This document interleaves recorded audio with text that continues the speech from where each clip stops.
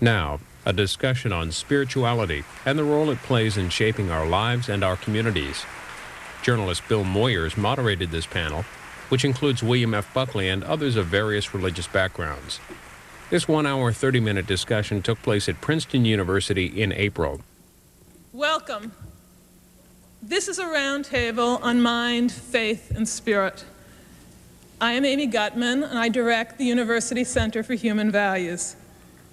We are sponsoring this roundtable.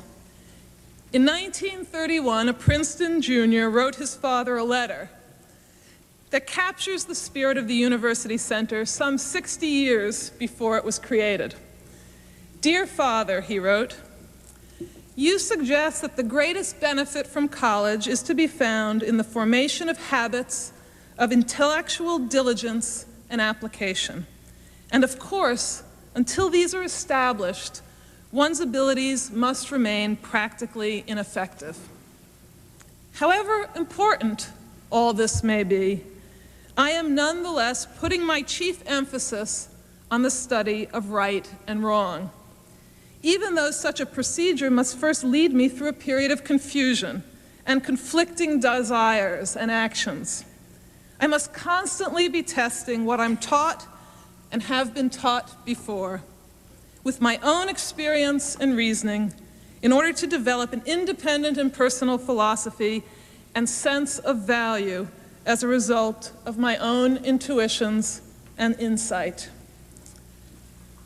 Now, as some of you may have guessed, the student was Lawrence S. Rockefeller, class of 1932, whose generosity, whose generous spirit, whose vision helped create the University Center for Human Values 9 years ago, 60 years after he wrote his letter. It gives me the greatest pleasure to tell you that Lawrence is here with us today so that we might renew our thanks to him. Lawrence, would you please stand up?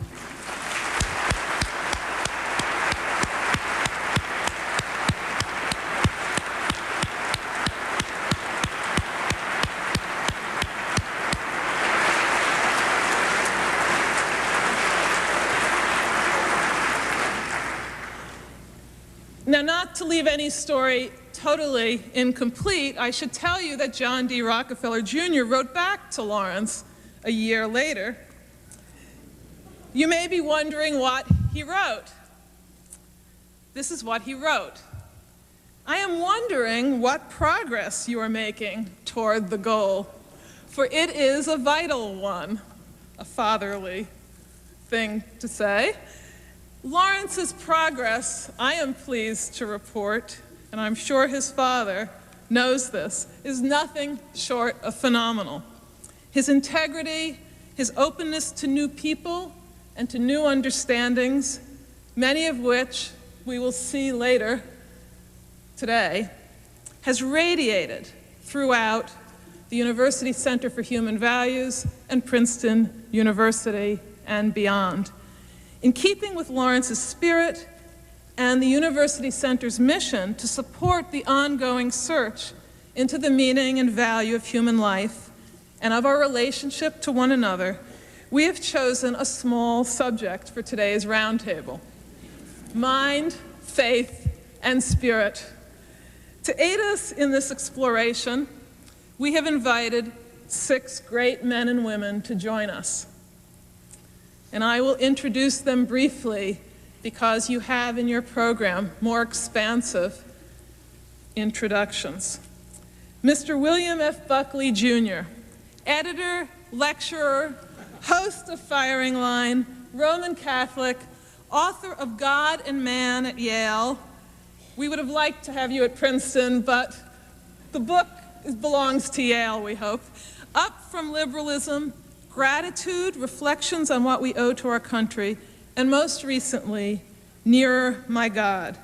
Mr. Buckley has contributed to discussions and debates on this subject and almost every other important subject known to humankind. And he's contributed to books as far-ranging as What is Conservatism and the Beatles book. Reverend James A. Forbes, Jr., Senior Minister of Riverside Church in New York, the first African-American minister of one of the largest multicultural congregations in the United States. Reverend Forbes has been hailed as one of the most amazing and effective preachers in the English-speaking world. He has amazing grace. He is author of Healing the Spirit in America and co-chair of the Interfaith, a partnership of faith. Rabbi Laura Geller, Senior Rabbi of Temple Emanuel in Beverly Hills since 1994. She's the third woman to be ordained in the Reform Jewish movement and the first woman to lead a major metropolitan synagogue. The author of Torah commentaries and insightful essays on Jewish feminism, Rabbi Geller has been honored for her work in fostering racial and cultural harmony. Dr. Joan Halifax, Buddhist teacher, Buddhist priest, anthropologist, author, and social activist. She has authored The Human Encounter with Death and Simplicity in the Complex, a Buddhist Life in America. Dr. Halifax is the founder of the Project on Being with Dying and Upaya, a Buddhist center in Santa Fe. She works with people with catastrophic illnesses and teaches internationally on Buddhism. Professor Seyyed Hossein Nasr, University Professor of Islamic Studies at George Washington University, taught for 20 years at Tehran University and was the first president of the Iranian Academy of Philosophy before coming to this country and enlightening us with his understandings of Islam. He is the author of Ideals and Realities of Islam and Islamic Spirituality, along with many essays on the religious dimensions of the world environmental crisis. Professor Du Weiming, director of the Harvard Yenching Institute, professor of Chinese history and philosophy at Harvard. He has also taught at Berkeley and Princeton. He is the author of Neo-Confucian Thought and Confucian Thought, Selfhood as Creative Transformation. He is the foremost interpreter of Confucian ethics as a spiritual resource for an emerging world community. Mr. Bill Moyers will be our moderator this afternoon. Mr. Moyers is the model broadcast journalist. He has been aptly called a unique voice, still seeking new frontiers in television, daring to assume that viewing audiences are willing to think and learn. Mr. Moyers and his wife and partner Judith have produced over 250 programming hours for public affairs television, and that's not what's remarkable, but every hour is worth not only watching, but contemplating after we watch it. Mr. Moyers is, as his best-selling book modestly puts it, listening to America. He is asking us the most provocative questions on the most important soul-searching issues of our time and of all time. That is one of many reasons that we're so pleased that Mr. Moyers has agreed to lead this roundtable. He, along with our 6 other honored guests, will provoke us into thinking more about the relationship of our increasingly cacophonous minds, faiths, and spirits. Please join me in welcoming our honored guests. Thank you.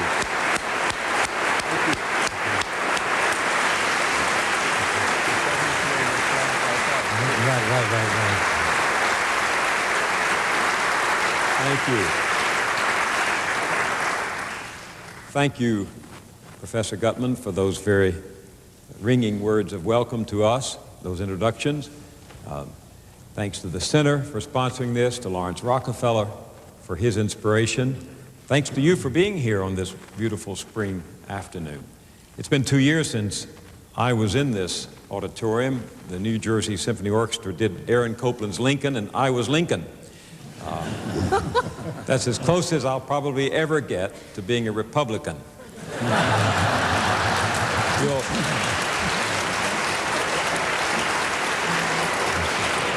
You'll notice that I'm sitting as far away from Bill Buckley as I can. But I've been reading Bill Buckley for all of my adult life, and I haven't been contaminated, so you don't have to worry today at all either. When Judith and I arrived, we stopped and had coffee in Palmer Square. We were sitting outside, and as we talked, a din of voices kept interrupting our own conversation. An Asian family passed wearing Texas t-shirts, speaking a language I didn't understand. As I was getting the coffee, I heard two women speaking what I think was Polish. As Judith and I sat outside, we heard another pair of women conversing with each other in German. I heard Yiddish off in the background. An African-American woman passed with her two children. And I had an anticipation of our subject today. We are entering a new religious landscape in America. For most of our history, this country's religious discourse was dominated by white, male Protestants of a culturally conservative European heritage, people like me. We had a virtual monopoly on the conversation, and dissenting visions of America, alternative views of faith, rarely reached the mainstream. Recently, a friend of mine sent me a cartoon from California of two weirdos in a diner. One weirdo asked the other, have you ever had any experience with Eastern religion? The other weirdo answered, saying, yes, I was once a Methodist in Philadelphia. Well, once upon a time, that was about the extent of our exposure to the varieties of religious experience in our public square. But it's different now. Our nation is being recreated right before our eyes. If you travel the country as a journalist, as I do, you see an America dotted with mosques in Toledo, Phoenix, Atlanta. There are more Muslims in America today than Episcopalians or Presbyterians, and within a few years, by one account, there may be more Muslims than Jews in America. We have huge Hindu temples in Pittsburgh, Albany, New York, California's Silicon Valley. There are Sikh communities in Stockton and Queens, and Buddhist retreat centers in the mountains of Vermont and West Virginia. A Buddhist American died on the Challenger. A Muslim American is the mayor of a Texas town. Hindu Americans are now managers at Boston Edison and Procter & Gamble. Meanwhile, Pentecostals are growing in numbers, and Mormons, the Church of Jesus Christ of the Latter-day Saints, are doubling in number every 15 years. A shrinking world means that ideas and different stories are impinging upon us everywhere. Because every religion conveys possible ways of expressing human existence and self-understanding, and because each can appear utterly incomprehensible to the other, we're facing what Gerald Bruns calls a contest of narratives. There are more meanings than we know what to do with, and like Odysseus, we are accumulating more stories than we could possibly want, but not too many stories to tell. This would seem an enticing prospect in a country that now celebrates diversity and pluralism, but we're talking about religion here. And as everyone in this room knows, religion can turn holy stories into flaming swords. As Princeton's own Elaine Pagels said in our series on Genesis recently on PBS, there's practically no religion I know of that sees other people in a way that affirms the other's choice. That's the issue we face in a democracy. What does it mean for us as we contend with the never-ending work of our society, the tedious, hard, perplexing, messy, and seemingly endless task of working through what kind of people we're going to be and what kind of communities we're going to live in? Surely religion has to be a part of that conversation. Religion as a wellspring of values reflecting different aspirations for our moral and political order. Religion as the exercise of free men and women trying to find meaning in a vast and expanding universe. Religion as the interpretation of life itself. But here we meet the paradox that was recently underscored by Václav Havel. He pointed out that although the ambitions of the great religions are coming to the fore with increasing sharpness, this fact conceals a more important phenomenon, that this civilization in which this religious activity is taking place is in essence a deeply atheistic one. A civilization that has renounced any kind of metaphysics, including its own metaphysical roots, and no longer bothers even to inquire into the meaning of existence. In the process, says Havel, we've lost the certainty that our own lives are works of creation with any transcendent significance, or that we are morally responsible for the planet that is the womb of our life.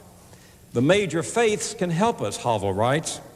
In its own way, each points to the possibility that we're not just freaks of nature, but rather part of that mysterious yet integral act of creation which we sense intuitively it is our purpose to further. But if Havel is right, and religion can inform us, in the real world of democracy, how do I hold my truth to be the truth when everyone else sees truth differently? I put that question recently to the renowned comparative religionist of America, Houston Smith. Over a long lifetime, in posts from MIT to Berkeley, he has tried to penetrate the essence of the world's great religions. And on a recent PBS series, I asked him that question: how can I hold my truth to be the truth when everyone else holds his or her truth to be differently? He thought a moment. It was one of those rare moments on television where you can actually see someone thinking. That he answered, we listen.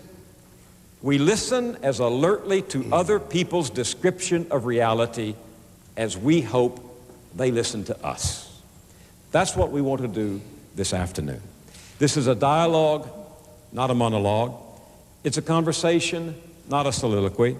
Our participants are not from the same neighborhood. Talking with people who agree with you is like jogging in a cul-de-sac. And so we decided this afternoon to run on an open road with people who are not from the same neighborhood. And I'd be interested in hearing what each of you has to say, or those of you who want to address this question to begin with. Is there any one of you who does not have faith in God?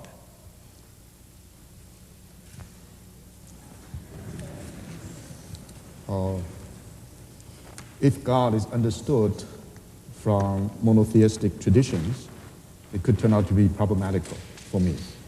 If God is understood as creativity in itself, as a generative force, as a transformative power, as the source of all values, all truths, all ideas of human self-realization, then I certainly have faith in God.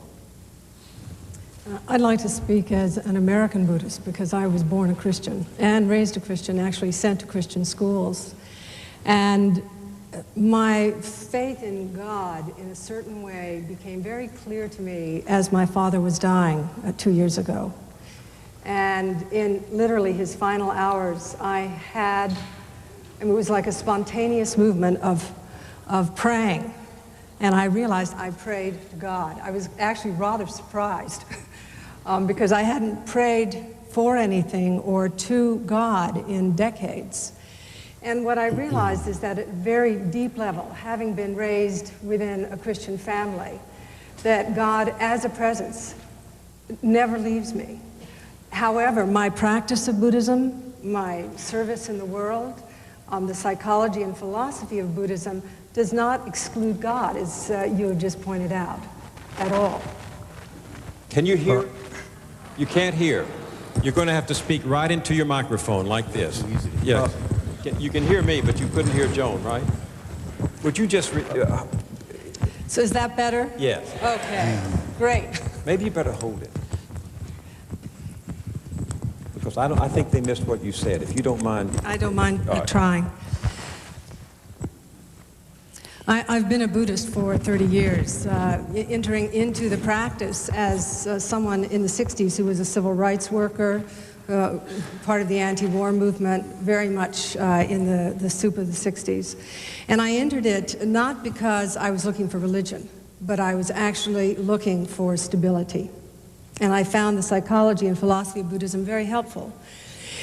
However, I was born into a Christian family.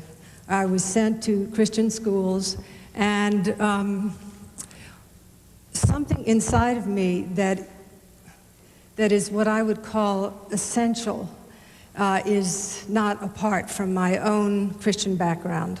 And as I just said, it became very clear to me as my father was in his last hours of life that I actually, and he wasn't much of a Christian either, I must say, but I actually very spontaneously, because he was suffering profoundly, I prayed to God that he would be free from suffering.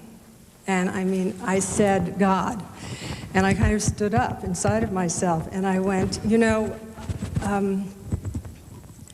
the brand of Buddhism that I practice includes God, but maybe not God in the way that I thought about God when I was in Sunday school or in church school. And it's much more in the spirit about which you're speaking. Mr. Nasr. I think you have pointed to something which is very important to consider. A word such as God in any language becomes impregnated by, of course, the religious and cultural values of the civilization or society which happens to use that language. Now, the word God, obviously, used in English or its equivalent in Latin, Deus, was impregnated, of course, by the Christian conception of God. But nevertheless, it's not privative, it is not limited to that. In the same way that Jews and Christians, put all the other people aside, can use the word God without one misunderstanding the other. Now that meaning will have to be expanded further. I do not believe that we need to have a new word, but God must include shunyata. Why is God only the positive categories? Why is it not the apophatic descriptions which you even have in Christian mysticism? Why is it not the Tao? Why is it not the creative origin, the absolute reality? All of these words and names which are used in different religions will have to gradually come into the usage of the word God as the word God expands in a culture in which those different religions now find an expression. So I think to your question, if we expand that meaning, I don't think anyone who follows any of the religions of the world would say no. But if you limit the meaning of God as understood traditionally in the English language, it would even exclude Allah. I oftentimes have discussion with Muslim friends why I translated the word Allah as God, because they said that means the Trinity. I said, no, it does not. This is a meaning of the word God, but the Jews have been using the word God in English for several centuries without accepting the Trinity. So I think we have to expand from within the various fundamental religious concepts that we have in order to be able to understand others who will be living within our societies without destroying that reality. That is very, very significant. That is, we cannot reduce the meaning of God to what lowest common denominator understanding. I say I'm much more in favor of the most uncommon numerator than the least common denominator. That's the worst thing possible. I'm not saying that, but we have to expand the inner metaphysical meaning of such key terms. Are you hearing? Yeah. Good. And I think we do it within our own traditions as well. As a rabbi, I'm in the unfortunate situation of people coming up to me at all kinds of inappropriate times saying, you know, Rabbi, I don't believe in God. It happens in the supermarket, it happens in the synagogue, it happens in the health club. And I've learned over the years to stop and to say, tell me exactly what kind of God you don't believe in. And I bet you that I don't believe in that God either. I think for many sophisticated people, we understand the God we once believed in when we were 6 years old. And as we grow up, that notion of God no longer makes sense to us, but we haven't continued our own intellectual and theological development to find other ways of understanding God. When you talk to people, more and more people, I think, do have a space in their lives for orienting themselves to something larger than themselves, a source of value, a source of meaning, a source of energy and creativity. And it seems to me that certainly within my religious tradition, that is what God is really about. When you asked if you believe in God, I knew that coming from the South and also growing up in a Pentecostal background, I should say, yes, I believe in God. So I wanted to say something significant and to say that I believe in God but I do not believe in the ultimacy of the God I believe in. That is, the adequacy of my conceptualization of that God. I do not believe in the limitations that my theological framework has placed around that God.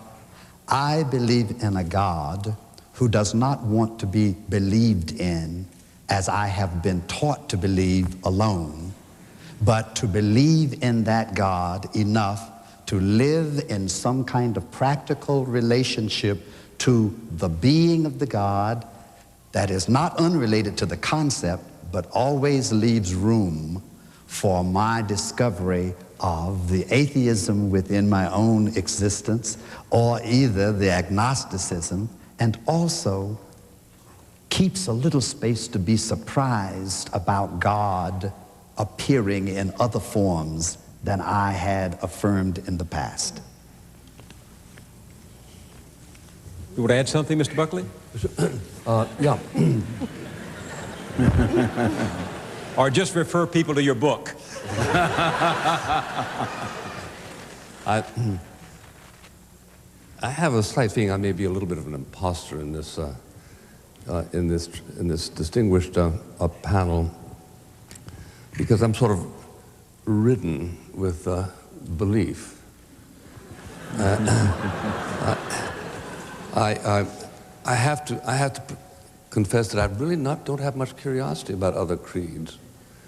If I took the Pledge of Allegiance to the United States, I wouldn't feel any particular curiosity about other pledges of allegiance. So I'm a Christian, I'm a Catholic. I believe that it is through grace that I profit from belief. And I am persuaded by reason and by history that Christ was divine and was a redeemer. Under the circumstances, to the extent that one is not a Christian, one is dealing with schismatics or heretics or non-believers. Now, one can have an entirely clinical curiosity for what they do believe in, and I don't have much of it, to tell you the truth. But it is very different from listening, as I understand you to be encouraging us to do. I'm delighted and grateful for an opportunity to help anybody in respect of anything that I can be helpful about.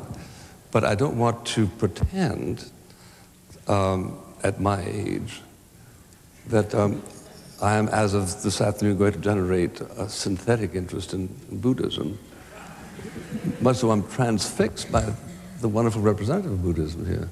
So whatever you want to make out of that, proceed to do so. Within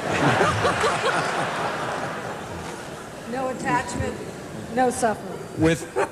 Within your own particular Christian frame, is there a difference between faith and belief, or are they the same? Are you asking a philological question? Well, I'm asking a question actually as they are used. I'm actually inspired by something that the Zen philosopher Alan Watts said. He said, "Belief is the insistence that the truth is what one would wish it to be. Faith is an unreserved opening of the mind to truth wherever it may take you."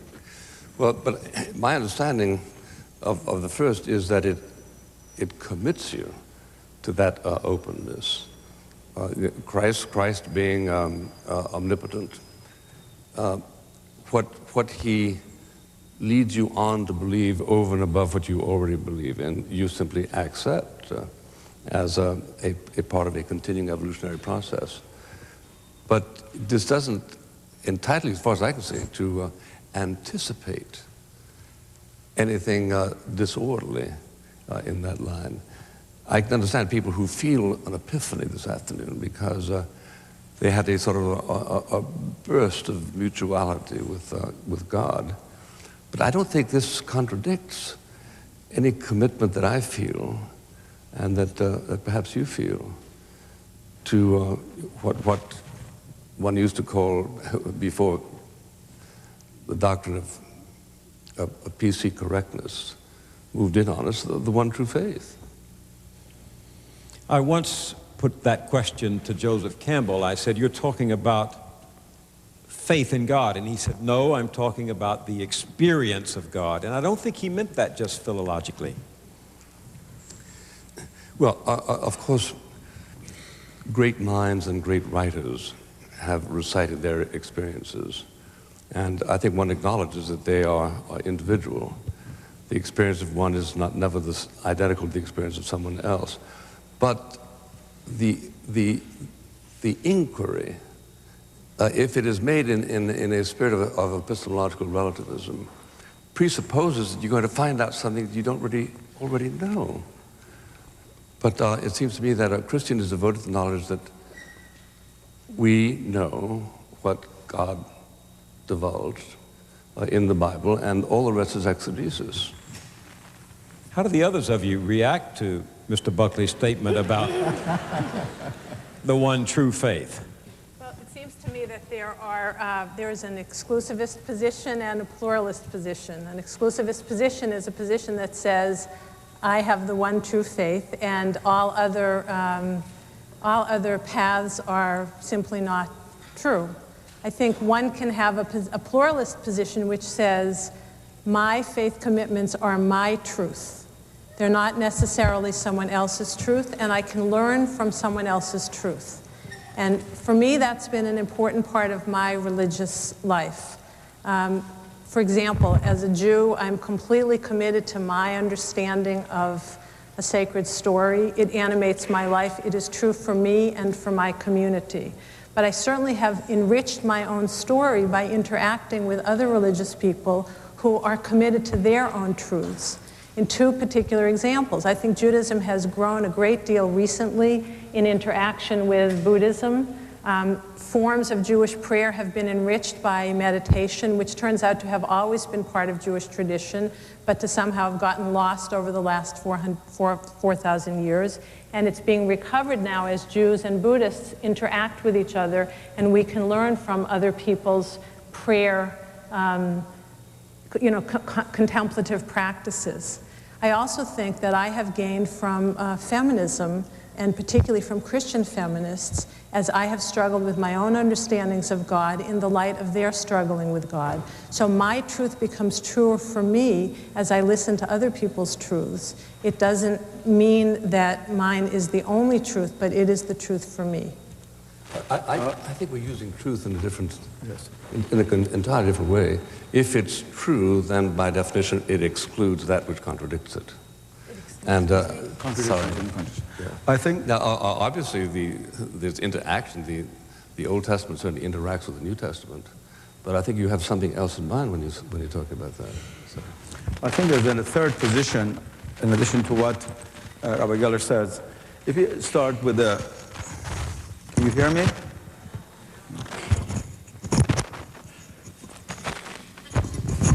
I don't know why they had it stuck to us if you think.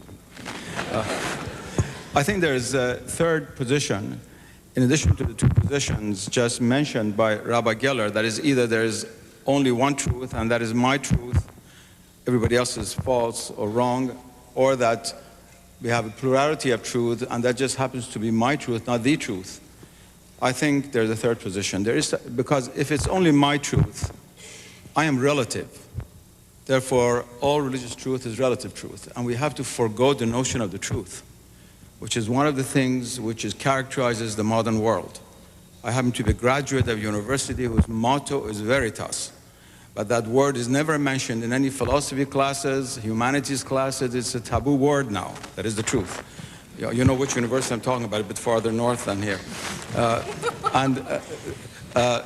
For that reason, we have to understand that no religion can accept the idea that it is not true. I agree 100% with Mr. Buckley. If he rejects me as I being a heretic, I nevertheless accept his position, because he claims that the truth of Christianity is the truth. That's why he follows it. If we just have truth as relativity, then why do we have to attach ourselves to it? There's a sense of absoluteness in all religions.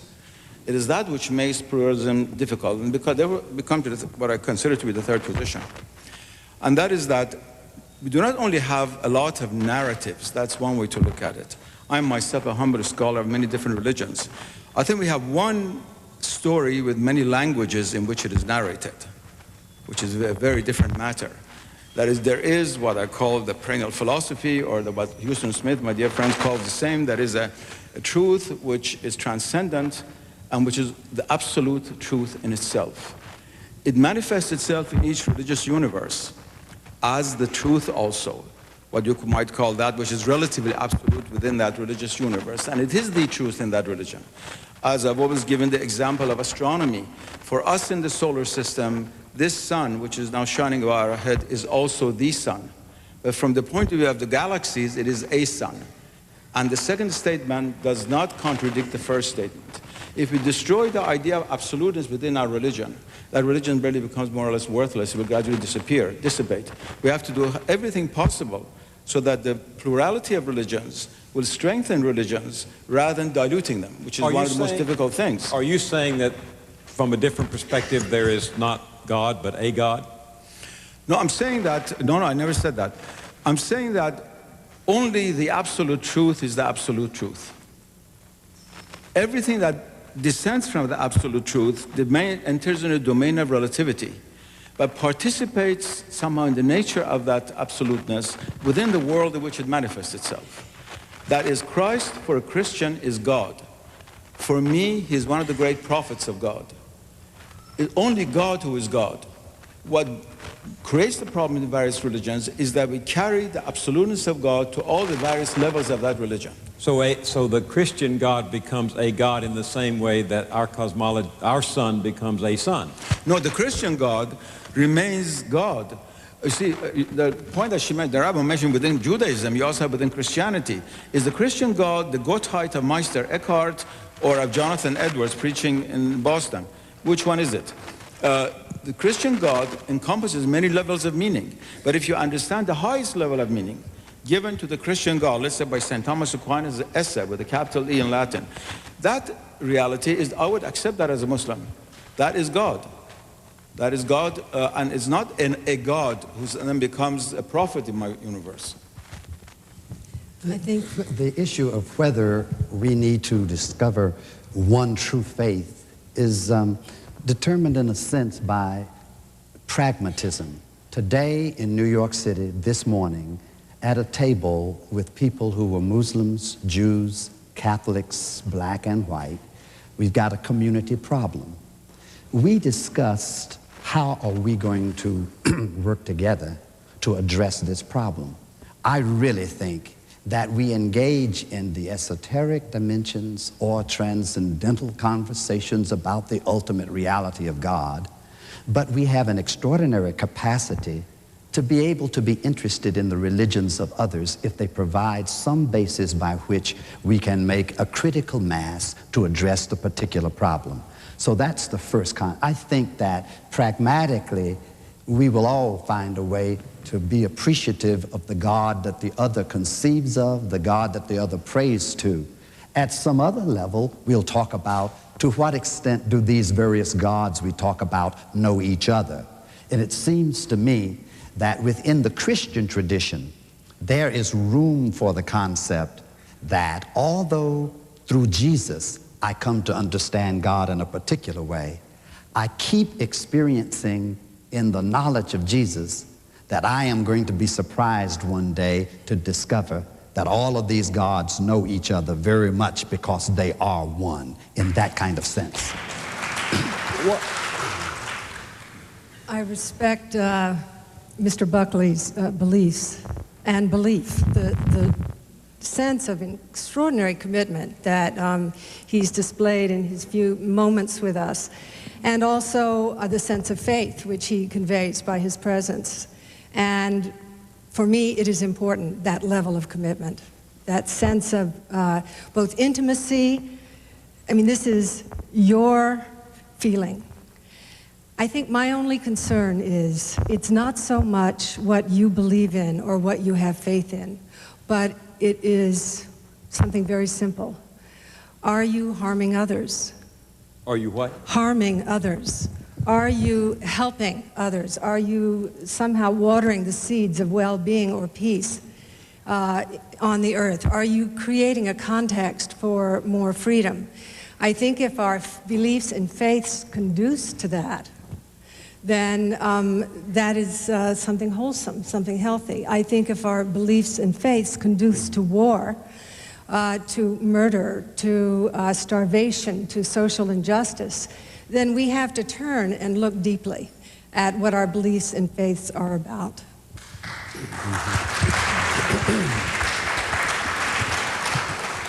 Well, Christianity has a very bloody history. And if you say that all the people who have been over the years killed or tortured or imprisoned in the name of Christianity, if you say that's a genuine reflection of the Christian spirit, then I would join you in seceding from a belief in that religion. We like to think it's different. There was a mutilation of the correct ordinances of God. If one can find in accepted Christian literature derive there any impulse to hurt or kill, I don't know where it is. It seems to me that the strictures of Christ are very plain spoken on that subject, and to the extent that one does something other than that, that one hurts somebody, one is defying the word. You know, give me just a minute more. In my book, I remark on a phenomenon of Martin Luther King, in my judgment, is as near to a universal divinity as is acknowledged in America. Martin Luther King Day is genuinely celebrated everywhere. But looking at the Christmas service of my own prep school, I found that there were 52 items sung or recited or whatever before the Christmas vacation. Not one of them mentioned Christ or Christmas. And then I looked at what they did on Martin Luther King Day, and every triumph of Martin Luther King was sort of exquisitely celebrated, but nobody touched on his Christianity. And Martin Luther King was absolutely eloquent on the subject, that his enormous compassion and concern for his fellow blacks derived from what he thought Christ was telling him to do. I think it odd that there's been sort of this deracination in so much of American culture between Martin Luther King, who was correctly celebrated, and what it was that he enunciated as the cause of his mission. It seemed to me that Martin Luther King was Martin Luther King because he was such a committed Christian. So, yeah. And I would like to shift the focus slightly by asking, and we'll ask you, Mr. Buckley, what difference does it make to your day that you are a Christian? Well, you should see me when I'm not a Christian. No. We'd rather not.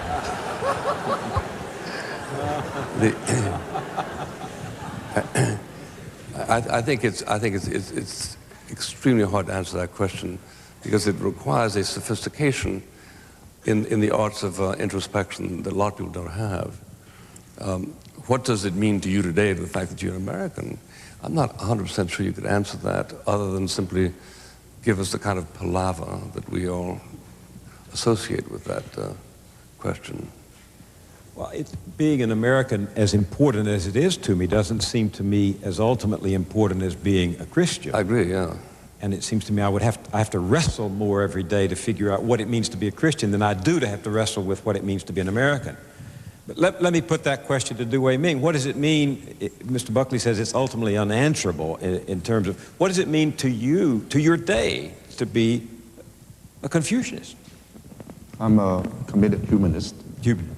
In a way, I very much appreciate James' notion that to be committed to a form of life, a process of learning to be human, no matter how strong and how comprehensive, does not necessarily lead to the position that I've lost the critical understanding that my path may not be the best for my neighbor.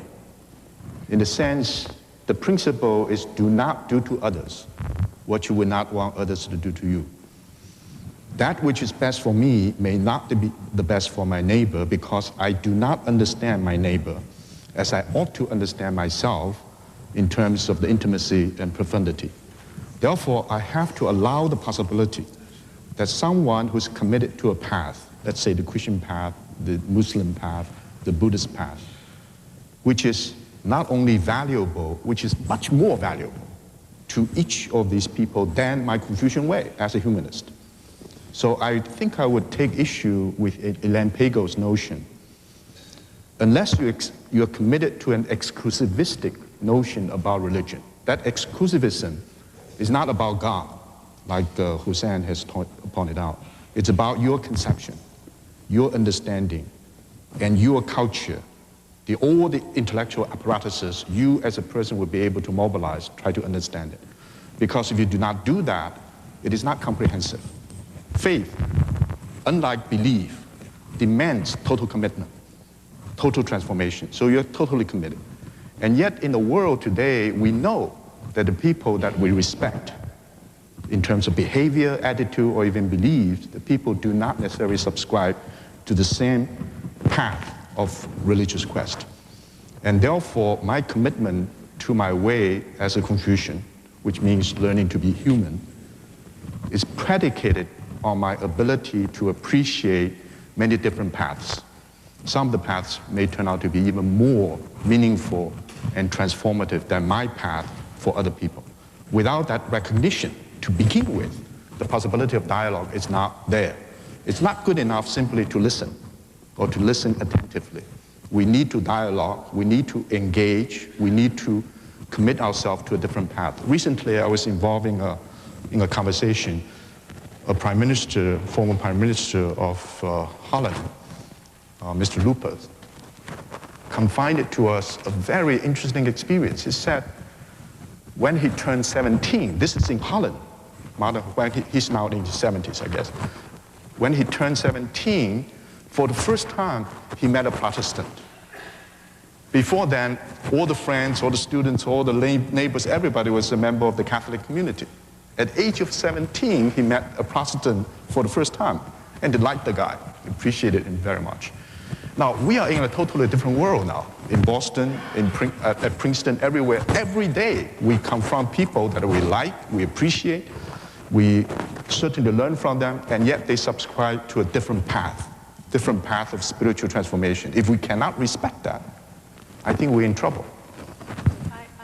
I agree completely and totally. I believe that there is one God, but there are many different paths to that God.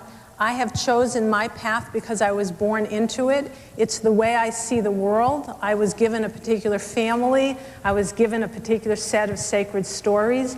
I experience the world every single day through a Jewish lens. And it affects my day in very specific ways. It tells me what I can eat. It specifies what prayers I say before I eat. I say many blessings every day, which remind me of God's presence. Everything about my life is very much shaped by the Jewish story. I experience everything in terms of the master narratives of my religious tradition. All of that is totally part of who I am, and I would give my life for it. On the other hand, that doesn't mean that I can't learn from other people or that I can't understand that they have their own paths to God. Maybe you could add just one point. If you would speak up. Yeah, to celebrate diversity is not to accept relativism. Right. Not even, certainly not to accept pernicious relativism.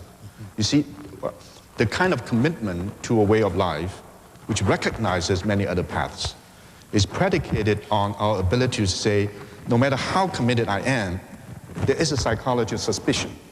My commitment to God, in the most comprehensive sense, may not be complete, may be shallow, may be intellectually arrogant, and I need to refine that, and that has to be challenged by fellow Christians, but also by other people. The whole notion of the liberating experience of confronting something radically different in the modern world is precisely because the human capacity for understanding, for self-reflexivity, for going beyond the limited condition in which we are is infinite. This is God-given. When you talk about relating to God in a comprehensive way, I find that impossible to do. I do not know in terms of my own day how to relate to God except through my story, which is the Christian story, which I think is a sharply defined story because I've listened to people like you, but I don't know how to relate to a comprehensive God. Do you? I think the choice is between an interplay between our sense of being embedded in a concrete situation, precisely as the whole story about the Jewish experience. Embedded in a particular condition, in a particular culture, in a particular narrative. Otherwise, it's not meaningful. Right. And that embeddedness gives me a sense of reality, a sense of being in touch with my own ground of existence, in touch with my ethnicity, my gender, my land of birth, my education, my language, my process of growing up, even my age group, and certainly my faith. That sense of embeddedness is also predicated on my ability to go beyond simply my self-centeredness, my ethnocentrism, my anthropocentrism. Do you pray every day? I pray. Do you pray? I pray to whom? I pray to the genealogy. I pray in two senses. One is to the genealogy of those great thinkers and scholars who inform my way of life. Confucius, Mencius, Xunzi, Zhuangzi, and a number of other scholars. You know, I sort of not pray in the sense of asking them to give me certain kind of power of transformation, but to make connections with their sources of wisdom. And I pray before, in addition to these genealogical thinkers, but also the idea of heaven. Because heaven. The idea as a person is linked, at least in 4 dimensions. The idea of the self, the idea of community, idea of nature, and idea of heaven. Now, the fruitful interaction between the person and the community, hopefully, sustainable, harmonious relationship between human species and nature, which becomes very, very critical for our moment now, and the possibility of a mutual responsiveness between our human hearts and minds and the way of heaven. And these ideas are in conflict with the daily affairs of the world. We know that. But these ideas give aspirations for us to believe there's a holistic way of learning to be human. It is in this sense that the prayer is not at all involved in the process of excluding other possibilities. In fact, it requires the enrichment of many other forms of knowledge to know that how limited I am and how incapable of my ability to understand many other forms. You know, I think that Martin Luther King helps us when he speaks of the world house. He said that we are required to learn how to live together in one house with many different religious traditions. But I have moved to believe that there is, at least from a Christian perspective, a parent of that house. I believe that the one God, called by many names, is one, and that we are all God's children, and that Mama Eternal is desperately eager to see us kids get along, and that we are called upon to respond to the particularity of what has been given and also chosen, but immediately upon being embedded in that tradition, that the God of us all wishes that we could act like we were a human family and then a family of the created order even beyond the human side. And so I've come to the conclusion that God works in mischievous ways. And by mischievous ways, that if I commit myself in faith and then find an emptiness, as in the case of a Christian who finds something of value in Buddhism, what God says is, if I say, God, I'm hungry, I'm empty, my faith hasn't done everything for me that I need, where can I find the rest of the truth? And I think what God does is God buries truth that I need as a Christian in what I call dark corners, dark corners. And the Lord says, the truth you are looking for, even as a Christian, just to get you all together, I have buried some of it in a tradition that you have tended not to want to be engaged with. Go there and you may find what your heart is looking for. I believe God works in mischievous ways. Can I ask you a question? Yes. I'd like to ask you a question, if I may. The Ten Commandments say, thou shalt not place other gods in my house. And the Lord's Prayer has in it the phrase, lead us not into temptation. Now, he doesn't mean by lead us not into temptation, just don't go to a whorehouse. There are other meanings to temptation. Could those meanings abut on that first commandment? I.e., do you understand by asking that you be not led into temptation, that you be spared the seductiveness of other gods? Well, I'm the moderator. I'm not going to answer that, but I will at the end come back to that. I don't have the floor now. You all wrestle with it. We're not talking about other gods. We're talking about other paths to the one God. That's the distinction. And it's interesting, in Jewish tradition, that's the second commandment. Yes, that's right, yeah. I interrupted you, sorry. Oh, it's fine. I think that your question had to do with how does our faith tradition or how we practice our religion affect our daily lives, and how does it show? So how does your religion affect your practice? So, but I'd like to just speak about that for a moment. How does your religion affect your practice? That's also wonderful. One of the reasons I began to practice Buddhism was that I needed silence in my life. I needed to stop. I was and continue to be a very energetic person, broken-hearted as well. And so I looked within my own faith for a context where I could actually experience something that maybe I could call cessation, where I wasn't making anything, where I wasn't asking for anything, where I wasn't thanking, where there was a kind of simplicity and openness, steadiness and stability. It wasn't the fanciness of Buddhism, the fancy part of Buddhism that attracted me. It was actually the Hermetic practice, the practice of being in solitude, in silence, and taking time for living in a very simple way. I felt that I needed to restore myself, to refresh myself, beyond language, beyond faith, belief, dogma, theology. And it's what I do actually every day. Included in a very busy life, every day I stop for several hours and I sit still in silence. And I do that sometimes by myself, or sometimes I do it with others. And I get a kind of a dose of my mind, actually, when I'm doing it, how busy it is upstairs, how I'm constantly conceptualizing. And every once in a while, the mind stops producing its secretion called thought.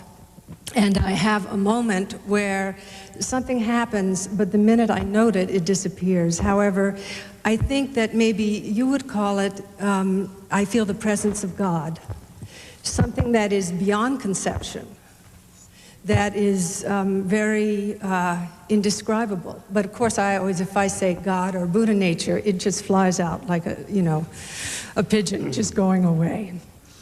Well, that has helped me quite a bit with my life. It also has brought me, as a daily practice, very much in touch with the transitory nature of existence. I mean, I really, someone asked me recently, what is your North Star? What is the unmovable piece in your life? And I couldn't say God. I said something else. It just came right out of my mouth, and I you all won't like it probably, but I said death. And I realized that my pole star was not death in the sort of physiological sense, but change. Coming to terms with how precious this existence is, that this is it right now, how short our lives are.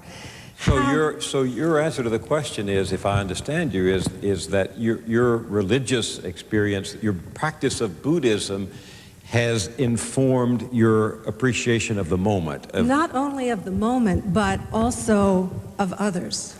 All right. There's this incredible sense of appreciation for life itself, and even working as I do with people who are dying, and also working in maximum security, you know, with men who have murdered others, molested others, raped others, men who are in for life plus. Sounds like you belong to the Democratic Party. Hey. Go ahead. Sorry. I'm sorry. Aren't you a fan of democracy, darling? I'm sorry. I think I also belong to the Republic Party. Right. And Republican but Party. But Professor Nasr's trying to get in there. Was it to her, to Joan's point, or to Mr. Buckley's question about the seductiveness of other gods? I want to address myself to both. But let me, first of all, what she said, what she just said, Joan said, displays precisely what I mentioned, that is, you have really a single drama written in several languages. Everything that she said would pertain to me as a Muslim. I pray 5 times a day.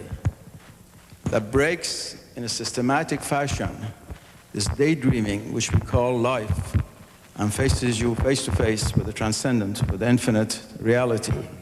And what do you mean by pray? You pray 5 times a day. What does that mean?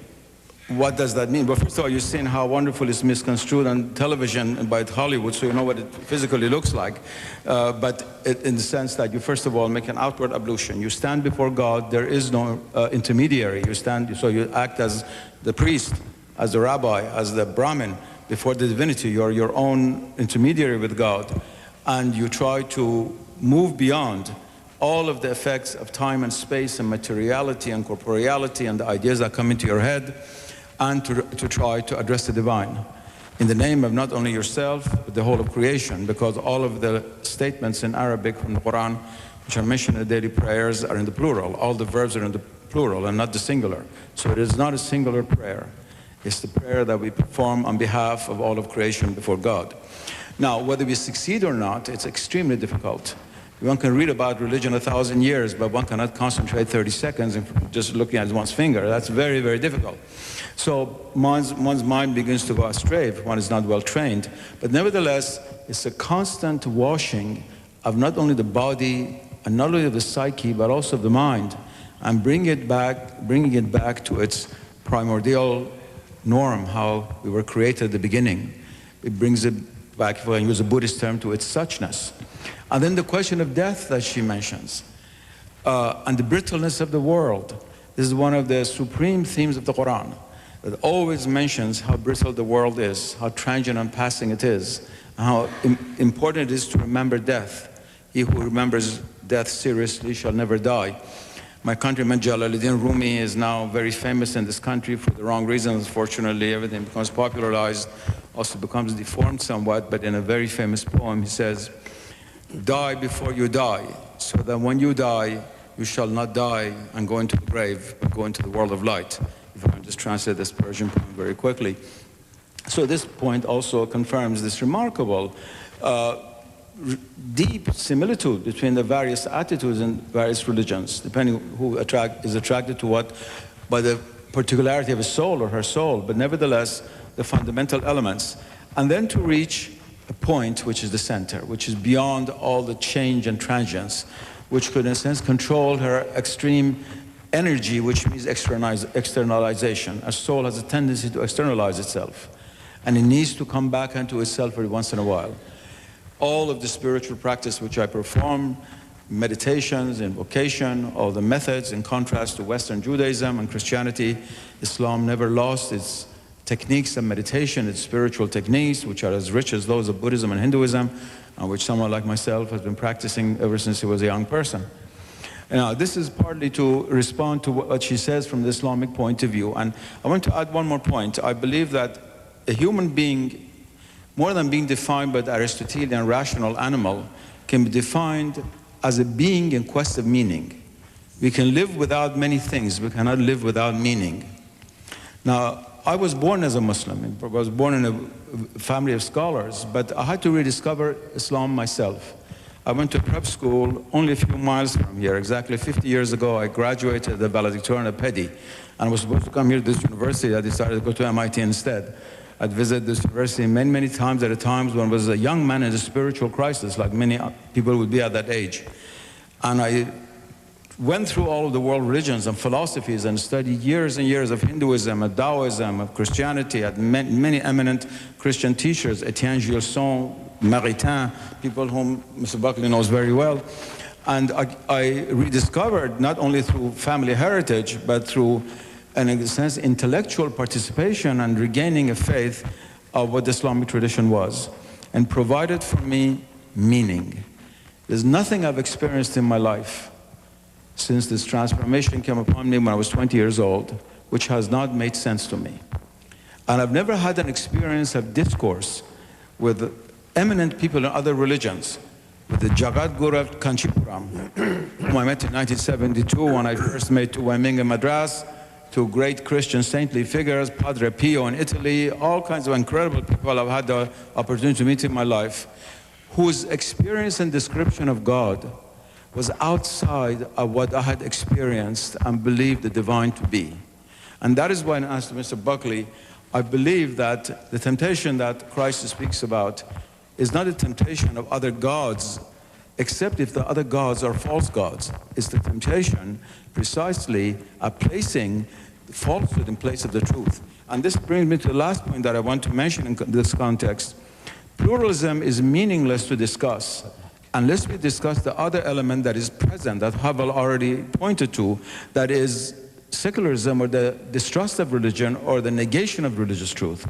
That's what makes religious pluralism in America different from that of India, let's say in the 14th century, when you had Hindus and Buddhists and Jain and Muslims. The Buddhists had not been expelled yet, and a small Christian and Jewish community, practically with as much diversity as America today. The element that has been added is not that the other various religions are around, but there's a worldview which negates the very reality of religion at its base. And that, I believe, is a much greater challenge than finding truth in other various religions spoken in different languages. Two or three questions suggest themselves. I return to Mr. Buckley's question about the seductiveness of other gods, because I have wrestled with that. I grew up believing I am the way, the truth, and the life, as Jesus said. But one of my mentors pointed out that if you took recorded human history as an obelisk, Cleopatra's Needle, Christianity would be at the point, at the very point of that long obelisk. There was a lot of history before it. At the same time that Jesus was saying to his listeners, I am the way, the truth, and the life, there were something like 800, 900 million other people on the face of the earth. That if you, I'm not seduced by the notion of other gods. My God is right for me. My God is not too small, but I realize if I believed in a God who only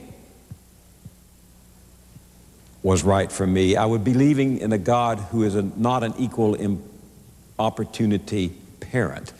And that I don't believe God would have only revealed God at one point on the obelisk, at the top of the obelisk, to a group of people living only in one place. Therefore, while that story I fit into, it's not the only story that others fit into. That's where I come out on. I'm not seduced. So you don't believe in the incarnation? Pardon me? You don't believe in the incarnation? Yes, I do believe, but I don't believe it was an exclusive incarnation. He asked if I believed in the incarnation of God in Christ. I do, for me, and for other Christians. I know, I've heard them talk about it. But do I think that someone else living in the time of Jesus was not invited into the realm of mystery and glory and salvation? No, I don't believe that. Do you? I have never thought to challenge God's timetable. It seems to me that if he chose for BC to be born, it's a decision made for whatever reason, call it mysterious. I don't think, however, that for him to have been born in Israel rather than in Louisiana is an act of discrimination against people who were then in Louisiana. But I gather you have trouble with this. I do. I do have to. Do you believe there is there more than one way to heaven?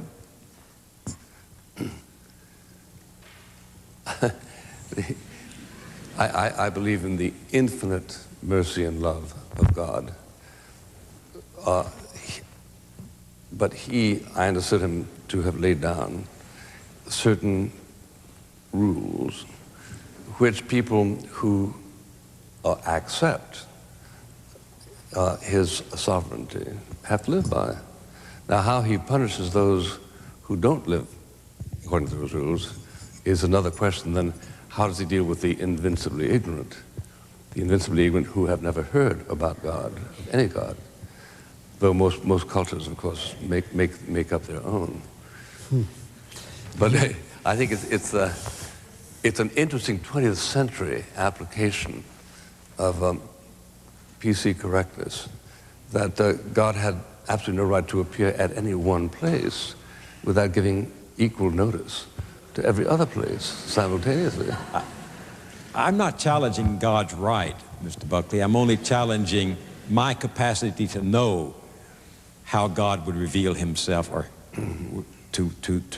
at other times. Mr. Reverend Ford. Yeah, this business about getting to heaven, I really think that it would be an interesting conversation as to what we think heaven is in terms of the various traditions. But for the time being, assuming that it's the great place, one Negro spiritual said, you know, there are 12 gates to this city, which was a way of at least opening up that maybe I might enter one and somebody else might enter the other. My belief is that if you listen to most religious groups, most people who describe their faith would say that the deity that they worship is likely to receive the Academy Awards in the great celebration in the sky.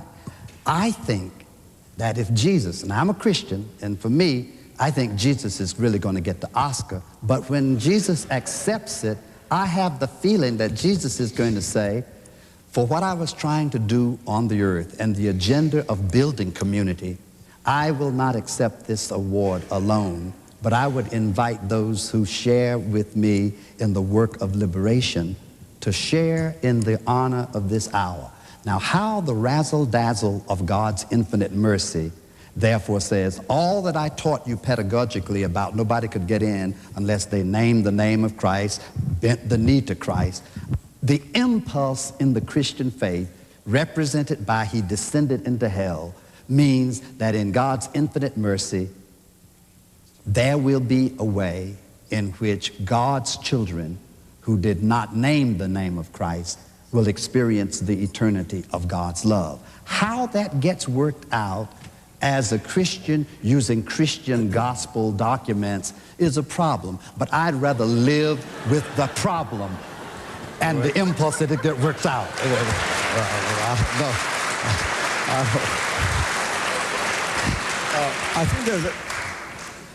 I think there's an important issue that has to be mentioned. To grapple with the reality of other religions is not part of ordinary human experience. God had not made us to live on two different planets at the same time. That I accept. It's a peculiar challenge of our times and perhaps the most difficult challenge of our times. But it also must be said that this is particularly difficult for Christianity. It is more difficult, I believe, for Christianity than it is for most other religions. At least through the many years of dialogue and discourse I've had with leading both Protestant and Catholic theologians, this is to be felt. And I want to give you a concrete example of it, which is a very sad example, but which has to be given. Right now, we're witnessing one of the most difficult and saddest tragic days in the history of Europe during the last 50 years. Every day on CNN, it is said that the old monasteries of the Orthodox, Christian Orthodox Serbs are in Kosovo, and so they cannot give it up. But that land was for 600 years part of the Ottoman Empire. And there was plenty of time to destroy all of these monasteries. They were not. Because from the Islamic point of view, point of Islamic law, they had to protect the churches of the Christians and Jews and other people of the book.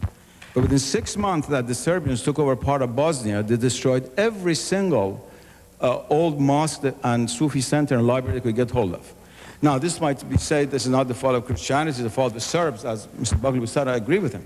It's not the fault of Christianity. But the idea of the exclusivism of the incarnation, there is a one single incarnation, which in fact excludes everything else, creates a theological problem which is more difficult for contemporary Christian theologians to overcome than similar problems, I think, are for Hindus, Buddhists, Confucians, Jews, and others. I've talked to many Jewish rabbis. This is an issue, I think, which should be brought out. And I have the deep feeling for Christian theology. I understand how difficult it is. But as James just said so beautifully, it is better to have the problem and understanding its depth than to reject it out of hand. We have no choice. We have no choice. Weiming. Very much returning to James' point, I think intriguing phenomena toward the 21st century is the possibility of dual, even multiple membership in religious practices and religious traditions. The dialogue between Christianity and Buddhism has generated the possibility of an interplay. John Cart asked the question, can a Buddhist be a Christian or can a Christian be a Buddhist? For me, from the Confucian point of view, in all kinds of ethical religious dialogues, I find the word Confucian can even be used as an adjective. A Confucian Catholic, a Confucian Buddhist, a Confucian Muslim. What does that mean? It means that a person who's politically concerned, socially engaged, and culturally sensitive and informed, who's a Christian but interested not simply in the kingdom of God yet to come, not simply interested in an exclusive claim to truth, but interested in the perennial problems of the world today, ecological issues, distributive justice, and all these major religious pluralistic concerns. And for a Muslim who is interested in the transformation of the world, interested in justice, interested in these pragmatic issues, will have to respond to some of the very powerful, I would say, spiritual challenges of the 21st century. The question of ecology, question of disintegration of not just the global community, but any community, from the family to the nation. And the question of distributive justice, the question of coexistence of many different faiths, many different paths. Now the world has now become a global village, but the global village is not integrated. It's much more discriminatory, much more conflictual and contradictory. All the major religious traditions, when they emerge from very complicated situations. But the complexity of the modern world is such that no religion with a historical background, 2,000 years or 3,000 years, will have all the resources to be able to deal with that problem alone, with no other resources that could be generated. Therefore, religious dialogue, communication, and opening up to new possibilities, the sense of humanity and also the sense of compassion, now become very, very central. For example, in 1989, a small group of us, 8 of us, and had the great privilege of having dinner with His Holiness, the Pope. And we suggested very humbly the possibility of encyclical on the sanctity of the earth. Simply to say, from the Catholic point of view, the earth is to be sanctified in the sense that we have only this earth. And no matter what, we shouldn't pollute it and shouldn't do it. He's deeply moved. He just came back from Africa and very, very moved by that statement. But the Christmas talk and sermon was all about the beauty of the earth and the importance of the earth. But the encyclical has never come. Part of the reason is because there are theological and theoretical controversy concerning this issue.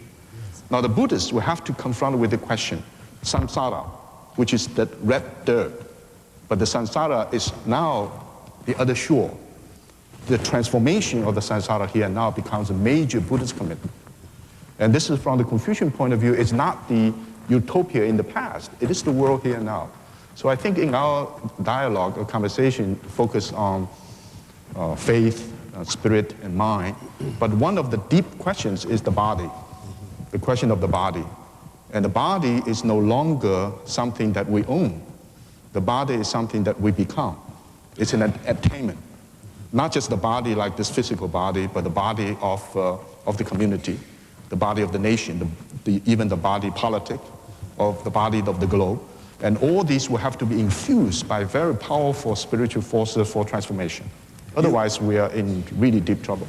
You provoked a two-pronged question, and then we'll go to questions from the floor. And the first prong is this. Robert Werthrow, who's a distinguished American sociologist, historian of religion, in a new book says that there is a powerful yearning and searching for spirituality, and that's his word, that goes beyond religion, goes beyond the traditional forms, incarnations of religion. And I'm wondering what each or any of you think about that. Can you separate the search for spiritual experience from the religious order? And does that search and what you're talking about, Weiming, lead to the possibility of a universal consciousness that we have not yet plumbed? No. I do not believe there is any possibility of authentic spirituality outside of the channels chosen by God for us. You do not what? I do not believe that there is any possibility of any authentic spirituality outside of the channels chosen by God for us, which means the major world religions. However, what has happened is that in contrast to the Eastern religions, in the West, as a result of the experience of 4 centuries of secularism, the mystical, esoteric, inward dimension of Christianity and Western Judaism became eclipsed. And therefore, many people think that spirituality is other than religion because they identify religion only with either social action, social justice at best, or with some kind of sentimentality. If you had Christianity around today with people like St. John of the Cross or Meister Eckhart living downtown somewhere, this question would not even have come up. In my own tradition, the Islamic tradition, this is a meaningless question. Spirituality is to be found in Sufism, in the inner prayers, in the meditations, in the Sufi poetry, in the music, and so forth and so on. But since this is absent from the formal aspect of religion today in the West, many people are trying to invent their own spirituality. I believe that might make some people very wealthy by bringing out CDs of Jalaluddin Rumi sung by actresses, but it's not going to spread authentic spirituality. Well, let me suggest another approach within the framework of Christianity. Within the Gospel of John, Jesus, upon his departure or getting ready to go, says to his disciples, "There are many things I have to say to you, but you cannot receive them now. However, when the Spirit of truth has come, he will lead you into further truth in some way." This says to me that there must always be a distinction between the things which have been said specifically within our faith and the other things that I cannot say to you now, which if I said it and your experience had not awakened an interrogative about it, then the answer would not have had meaning. So I have to think that most of our religions have what we would call the prescribed rubrics of faith, but there is a spirit not yet domesticated by our theological categories that respond to a spirit in us not yet firmly articulated. And I would want to always give respect for the particularity of my path, but my path is too narrow if it does not provide a way for my spirit to be moved beyond linguistics and conceptualization. And I noticed that the theme about spirit is a part of this theme. I think that in terms of interfaith relationships, that the spirit is much more like a Pentecostal that speaks in tongues, not yet understood by the language of faith of other traditions. And that's a very important prospect for our life together. It seems to me, Mr. Moyers, and Dr. Forbes, that I think some of you are imposing on yourselves problems which ought to be axiomatically understood. The idea of having a more fulfilling experience than religion has the effect of saying to religion that it can't be infinitely fulfilling. Now, whatever synesthesia people are talking about that will tickle all of our senses simultaneously is, I think, best accepted in the, broadly speaking, in the catechism of Christianity. And there are mysteries in, as has been suggested, in the Christian faith, which we can seek to understand, provided we go into that adventure knowing that we almost certainly will not understand, that they will remain mysteries. My son emailed me this morning. He said the chicken, see if I get this right, the chicken and the egg, after centuries of a contest, finally decided to go to sleep together and find out. So the next morning, the chicken at 8 o'clock in the morning has a cigarette in his mouth. He said, now we know. So do we know? But the mystery is accepted, isn't it? And I think its acceptability is a part of the, you said that better than I could, is a part of the whole Christian endowment. Rabbi Geller. I'm from Los Angeles, Hollywood.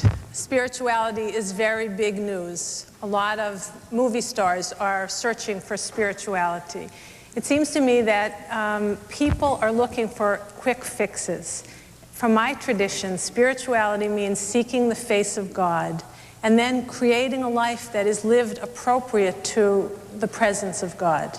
So the seeking part sometimes seems like it's easy, but the hard part is the discipline of creating a life where you can really live as though you are in connection with the holiness of God. It seems to me that that is ultimately what spirituality is about. It has a great deal to do with community. In my tradition, it stems from the belief that all human beings are created in the image of God, and therefore we have to treat other people as though they really were created in the image of God. And even more than that, we have to build a world where people can live as though they're created in the image of God. That is ultimately what spirituality is about. So there are no quick fixes. Joan, Halifax. I look on religion in a certain way as a noun that is constantly evolving, and spirituality as a verb that is beyond language. And what I mean by that is, and I think it's very much in the spirit about which you were speaking, I think it's very difficult for us to separate, in fact, impossible, spirituality and religion, per se, from the deepest perspective. Just as you cannot separate the noun and the verb. They are interconnected, just as the relative and the absolute are interconnected. You could say that spirituality is like the perfume, in a certain way, of a flower, and you can't say the flower is separate from the perfume. But there is an interesting flavor of distinction that I think is important. I think that our religions are about our communities. Or about what? Our communities. They are the kind of integument that makes it possible for us to sit down together and to share a meal in peace. They are a way for us to build stories about the past, about the present, and the future. They are the source of mythology. They are, it is a context, religion per se is a context for a kind of the coordination, if you will, of our lives within the setting of the community and family. But I feel from my own experience that spirituality is a very private and a very intimate experience. It is not something that you can commodify. Like a Rumi, you don't want to commodify Rumi. It immediately trivializes the essence of what is spiritual. It is, I use the word intimacy often because it is at that level that we are called to really why I say spirituality is the verb. It is, in a way, not you and me, but it's what is between us. It is what between you and me. But what does it say to you that in the founding document of Mr. Buckley's faith and my faith and Professor Nasr's faith and Rabbi Geller's faith, the first murder grew out of a religious act?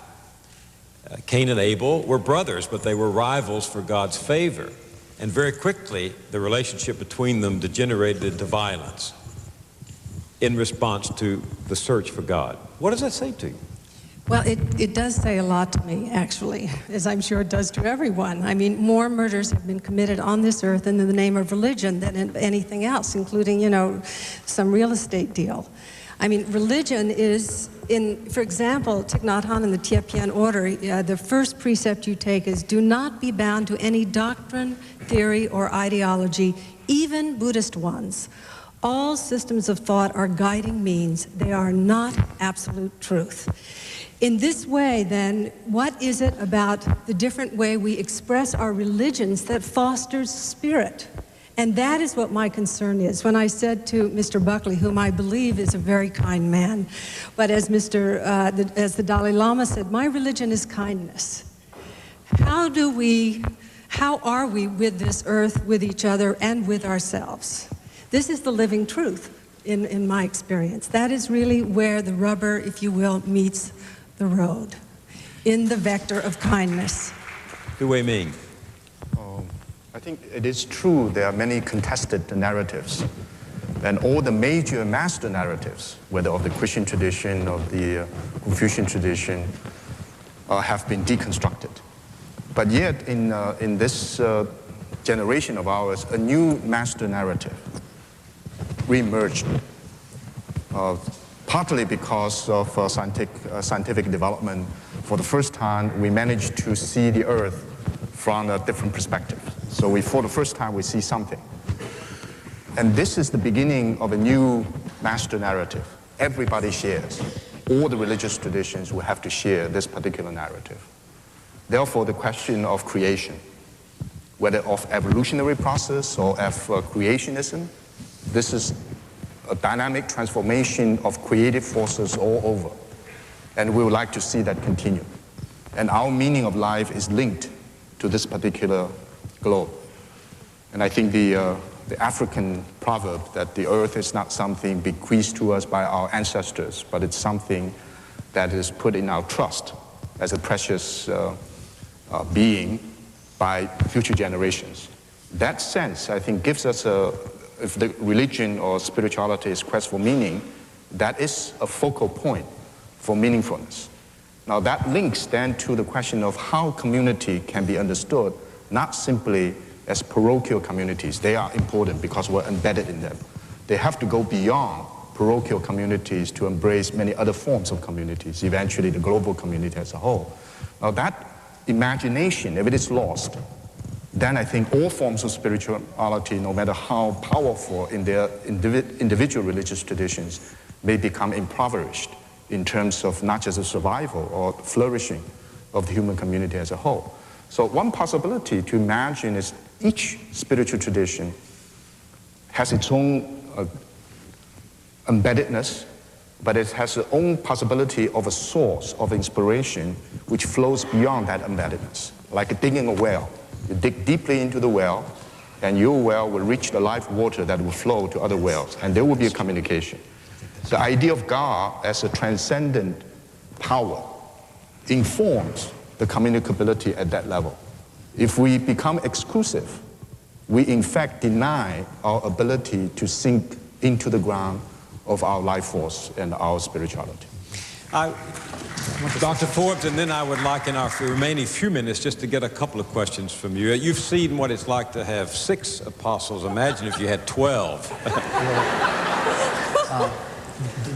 Your question about Cain and Abel is essential, I think, insight for this conversation. From Reinhold Niebuhr, there was the notion somewhere that said, at the heart of human sinfulness is our unwillingness to accept the security which God offers. That's a fundamental human problem, thereby allowing us, in the absence of sufficient security, to set about to establish religious traditions with concepts that are more secure and comforting to us. So it seems to me that the largest issue in America today is what I call insecurity-itis. Everybody is sufficiently insecure that they seek an island of safety and they hedge it in with religious dogmas. And I think that Cain's problem was he did not know that just because Abel was affirmed, that did not mean that in some sense he could be affirmed, even if there might need to be a change in that which he offered. And so I see religious groups reenacting the Cain and Abel story of assuming that I can't be a good Christian and have God say something positive about Buddhists, or say something positive about Jews, or to say something positive about a Confucianist. That God can celebrate that, and I don't need to kill him for fear that if he gets celebrated, that is going to take away from me the opportunity to have my life both secure and affirmed. Who wants to kill him?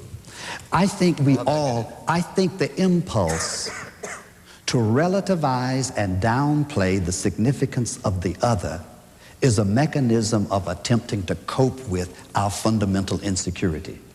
That's what I think it is. Where did homicide get into the act? What's the question? Where did homicide get into the act? In the first... He just provided that Mr. Nasr would not get killed, and I didn't know anybody was threatening to kill him. Were you? Well, doesn't it seem to you that the thread of religiously spilled blood runs from east of Eden, Cain and Abel, to Beirut, Belfast, the Balkans? I mean, you don't deny that in the name of God people killed. Not at all. A while ago I said Christianity has a very bloody history. One's passionate devotion to God can be misunderstood to suggest that one wants to kill people who don't share your faith. But I've heard nobody suggest tonight that this is about to happen or is being encouraged. You didn't encourage that, did you? I think this is actually a misunderstanding. First of all, to ask the question you asked, the story of Cain and Abel, the answer was given by Christ. When he said, "Do not call me good, it's my Father in heaven who is good." That is, absolute goodness belongs to God alone. Cain and Abel already represent human history in this world, the world of division. Again, to quote a poem of Rumi, he said, when colorlessness, which means in a sense formlessness, fed into the world of colors, then Moses and Pharaoh began to confront each other. That is, you cannot have a world of duality without confrontation. That's an impossibility. That's the condition of this world. The reason it was always related to religion is because religion was always the most important element to identify people as who they were. In the 20th century, which has been the least religious century in human history, we've killed more people than any other century in the world. Hitler and Stalin and the Western powers that together killed 50 million people did not kill in the name of Christ or Confucius or Shintoism even in Japan. So it's not the question of religion spilling blood. It's that human beings until the 20th century always identified themselves more than anything else with religion, and many people still do. And it's that identification, compartmentalization, separation, division, which then leads to struggles of various kinds. Today we no longer kill for religion, we kill for markets, for ideology, for other things. But all of these are elements which identify people. If you really look at the instruction of various religions of the world, whether it's Judaism, Buddhism, Christianity, Hinduism, those religions which withdrew from the world like Buddhism and Christianity, or those which came into the world like Judaism, Hinduism, and Islam, you will all realize that the instruction was exactly what Mr. Buckley said, which I will say about myself. You should look at me if I were not to be a Muslim. That is, it was not those religions which made people do these, it's those religions which try to prevent these forces within us from playing itself out like that and killing each other. No religion has said that murder is a virtue. No religion has said that. But at least you put some conditions on it. You should not, let's say, in battle, kill children and women. Whereas we put all these things aside, now we don't kill in the name of religion, but we throw bombs down on heads of people, it kills everybody altogether. So I think this whole contention is totally false. We've mistaken religion as a force with the role that it has always played in identifying us as who we are. And it's the second role which has caused so much death to be carried out in the name of religion. There must be 750, there are 750 people who would like to participate in this discussion, and I'm sorry that we can't include you, but I wonder if in the last 12 minutes we have questions, if you have some questions to put either to an individual or to the group. There are some microphones scattered around. We will finish at 6 o'clock. Let's start right here in the front. If just 1 minute, and you'll be given a microphone so everyone can hear you. You asked for a question, Mr. Moyers. I wonder if it's possible to separate religious practice from theology in discussions like this. I think it would be very practical. I personally decided years ago that they should be separated. It makes it a lot easier for civilians to get along in the world. And Ms. Halifax just a few minutes ago referred to religion as a community phenomenon, and it's been hinted or said that way today several times by other people. So the question is, can we separate theology from religious practice? Would one of you like to respond to that, or any of you like to respond to that? Just very quickly. I think, in principle, I agree with you. It can be separate, and probably, in some sense, ought to be separate. But now we know this new age phenomena that spiritual disciplines now become commodified as psychological technology, totally separate from ethical religious commitments, that lead to a new kind of fashion which is falsify and trivialize spirituality, which is extremely dangerous. But it is very important to say to be religious is not necessarily to be committed to a particular theological doctrine. It is related to praxis, to a way of life. So in that sense, the religious practice is separable from the doctrine that may constrain a religion into one exclusive path. There's a question behind you. If you'd pass the microphone, sir. Thank you. I wonder if some members of the panel could comment on the other story from the same book that has the story of Cain and Abel. That's a story of diversity, the Tower of Babel.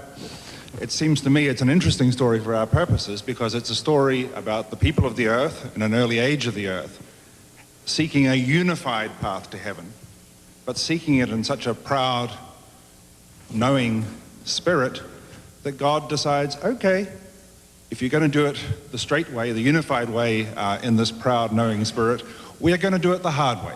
We're going to scatter you and give you different languages, make you unintelligible to one another. We're going to go the long way round to building a tower to heaven or building a way to heaven. It does seem to me to be an extremely interesting story because it's still a story of one God. It's a story about diversity.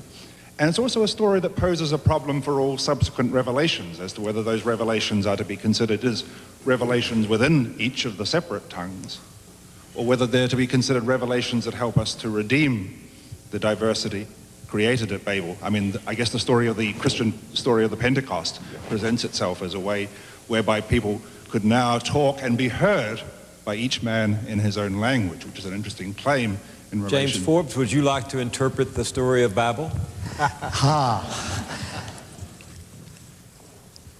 The power that is given to us to build tempts us when we have achieved the great monument to blur the difference between creature and creator. Anybody who gets a chance to build that high rise will block the sunlight from others ultimately, so that it becomes necessary to have us brought back down when we have built empires. That faces religion. Religion that triumphs in its conceptualization, monumental theological systems, must be brought back down. Otherwise, the creator of the monument ultimately becomes the one who is worshiped within the tradition. Pentecost reminds us that it is only by the power of the God who has made us all that we can ultimately learn how not to build monuments but rely upon the language of us all. Pentecost then suggests to me that all our stories, if they are stories of authenticity, are a part of the truth that God would have revealed in our time. If I get the mic and keep it all the time, I tell only my story. Pentecost insists that we spread the opportunity and get the megaphone scattered from place to place. Rabbi. The Midrash, rabbinic commentary on the story of the Tower of Babel, suggests that the problem in the building of the tower is that people were so anxious to build the tower that they didn't care about each other, and they would push each other off as they were trying to make it higher and higher. That along the way, if we forget that the ultimate religious act is being kind to each other, then we don't deserve to build. And I think that brings us back to the Cain and Abel story. The final line of that story is, am I my brother's keeper? And the answer, although it's never given, is clearly, yes, you're supposed to be your brother's keeper. That's what we're meant to learn from perhaps both of those stories. I like the Question. We're almost finished. All right, I see Professor Gutmann coming up. Let me just close by our part of it by expressing my appreciation to you and to our participants. Mr. Buckley once wrote that if you mentioned God once at a dinner party in New York, you would be greeted with silence. If you mentioned God twice, you'd never be invited back to dinner. I found that to be the case in New York, but I think,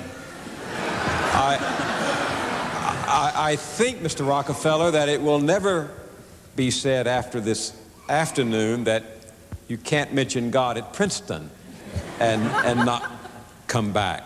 I also want to close by saying I think all of you, each of you, will go to heaven, but I'm not the one to open the door.